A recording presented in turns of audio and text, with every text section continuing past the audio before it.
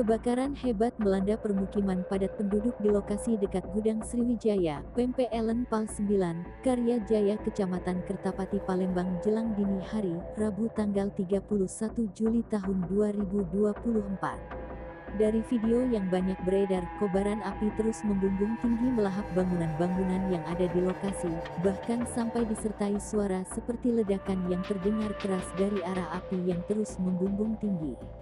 Belum diketahui pasti penyebab terjadinya kebakaran serta apakah ada korban jiwa atau tidak dalam insiden ini.